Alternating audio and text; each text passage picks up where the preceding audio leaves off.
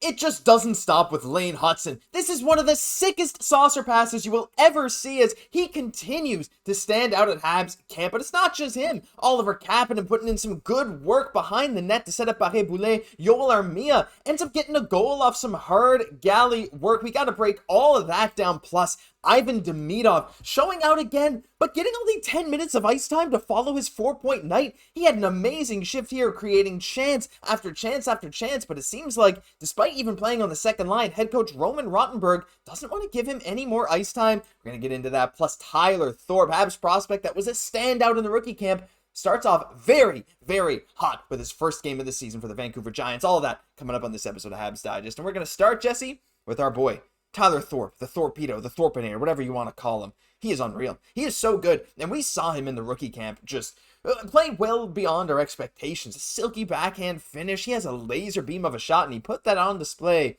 for the Vancouver Giants in their first game of the season yesterday, as he notched a goal and 2 assists. We got some highlights here. There is just missing on a great chance, number 22. Here he is, bringing the puck in all the way down to the boards. Nearly falls, doesn't matter though, with a slick, no-look backhand feed to end up setting up a goal with the second assist. There we got a little replay. Look at that nasty pass, Jesse, but it's not only that. He also came in and scored the overtime winner versus the Seattle Thunderbirds. Look at this. Look at him almost break the glass and almost falls down on top of him. 1 goal, 1 assist, overtime winner. What are you thinking of Tyler Thorpe? This guy is capturing the hearts of a lot of Habs fans, I think. Yeah, he's starting to become a fan favorite right away. And you have to see, with that shot, with that playmaking ability, of course, he's continuing that solid momentum from the Habs rookie camp. And Josh has kind of got me thinking, like, I know that Habs management of late has got a couple sneaky good picks that we weren't expecting, like in Kapanen, like Engstrom. Like, I'm just starting to wonder if, like, Thorpe is another one of these players. But you just have to feel like with that size, with that speed, like, definitely those are traits that go well to the next level. He seems to kind of have that skill to match that as well. So really excited in what he's really doing so far. You know what? We heard Slav on, I think it was on Anti-Shalom, where it was one of the things that he was doing recently. Like, he basically said the biggest jump for him that he felt was when he learned how to use his body better. And Tyler Thorpe really seemed to use that pretty well today. There was some concern when he was drafted that he didn't use his body as well as he could. But people were saying, again, like we've said a million times, to have that shot and like the decent puck handling ability at his size is already rare, and we're starting to see him use his size. He was laying the body a bit in this game. Do you think it could be like a similar thing with Slav, especially with this Habs development team, maybe trying to get him to use his body, and could that propel him to be kind of a better player than maybe most teams would have anticipated?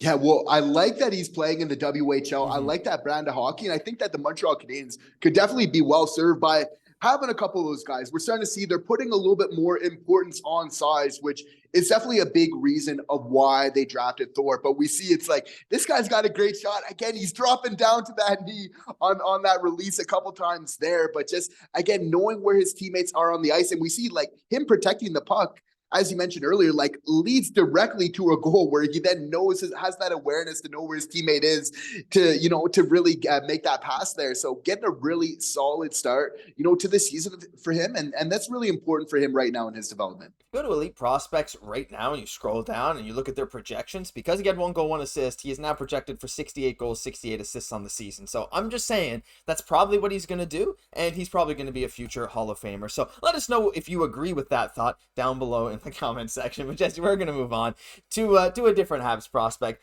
There's a bit of confusion today. Like, look, Demidov played very well today, and he was up on the second line now, even though it was like the same line mate, still playing with Kuznetsov and stuff. And people were expecting a big game. He's going up against Bogdan as well, Jesse, who also played. He's not really the subject of this. We played 21 minutes. I think he had like 6 shots on goal or something. He was heavily relied upon for Torpedo Nizhny Novgorod, but it was Demidov who just really stole the show. This is all in one shift, what you're about to see.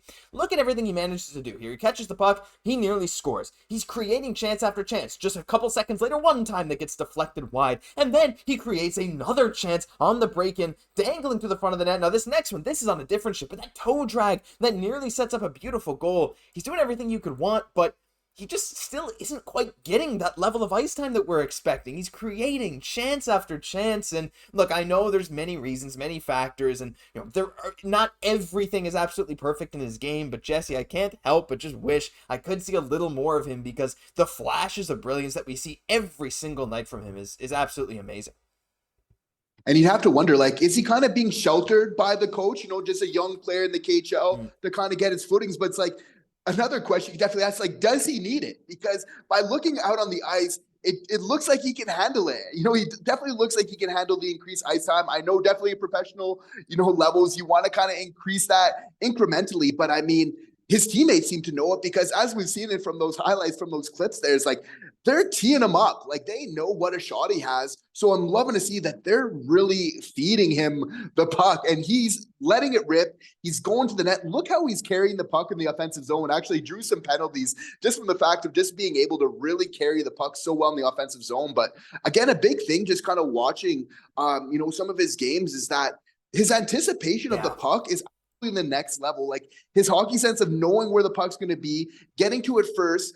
And so he's not just like this sniper, but he's almost like a playmaker the most. That's what stands out for me the most in Demidov. Like his game is totally complete. And that's what's going to make him even more of a threat, like as a sniper. But I just really wasn't expecting to kind of see that, just the fact that he knows where to be on the ice basically. And as the one often starting the plays, whether he's the one kind of knows where to chip in the zone, then kind of gets after it. Like every time he's basically at the beginning of everything good for SKA in a short amount of ice time. Yeah, like he's absolutely everywhere, like you said. And I think his hustle too is just kind of surprising, to some extent. You get so many talented prospects that don't quite show that. His eagerness to do everything he can, his effort off the puck, away from the puck, is unreal. I mean, we saw that in his first goal of the season, a couple days ago, earlier this week, when he was like shifting left and right, trying to get to different places to try and open himself up for a chance, and he scored. Like, that's what'll separate him, as I'm seeing people say that online as well. But let us know what you think about Demidov. Should he be getting more ice time? I think most of you are going to say yes. But regardless, he still looks good every game. And hey, that's about all we can ask for. But Jesse,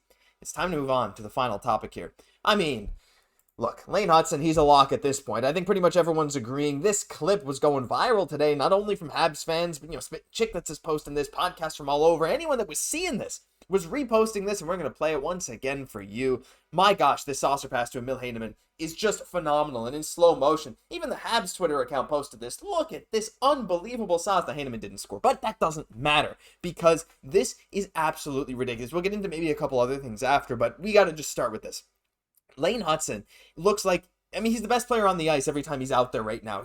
You could argue, Leafs Digest over there saying he wasn't the best player on the ice against, the Leafs prospect. They could argue for Cowan or Minton or whatever they want. Hutson was the best player in my opinion. And even in these scrimmages, Jesse, Lane Hutson is the guy who you look at every single time he's on the ice. Slav was probably the best in whatever his games, but Lane looks like he can genuinely do whatever he wants, and he's going up against other NHL players right now. Like, these are legit the best players in the Habs organization, and he's toying with them.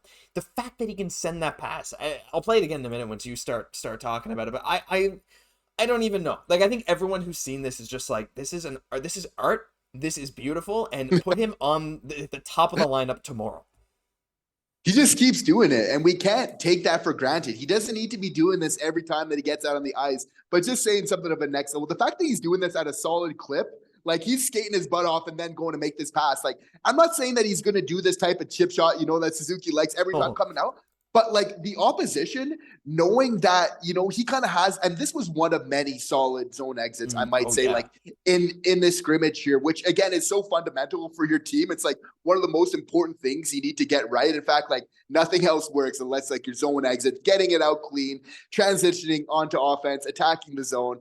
Lane is going to really help just make this seamless attack because he's a defenseman, but we know there's that forward in him, right? He wants to get on that attack right away. So obviously it makes sense that he's keeping his head up, and the fact that he has the courage, to be making these type of plays early on, right? Like he's not holding back. This is exactly what management wants to see. Is like, if you're a skilled player, like show your confidence, make those plays, make it happen. But you have to feel like if you're the opposition, every time Lane's coming out, you're going to be on your back foot because you're not sure what he's going to do. So it really does a good job of keeping the opposition really honest in terms of how they're kind of covering your team and the type of options that kind of comes out to you with being what a creative player that Lane Hutson is. Like, this is absolutely through the roof, the level of hockey that he's playing at right now. I think you made a great point about the zone exits too. And I know like the defensive pressure isn't quite at the level of what it will be at the NHL level. And, Lane also, by the way, some new updates came into heights and weights today. And Lane actually, a couple people lost some size. Lane Hutson is now down to 5'9 3/4, 162 pounds.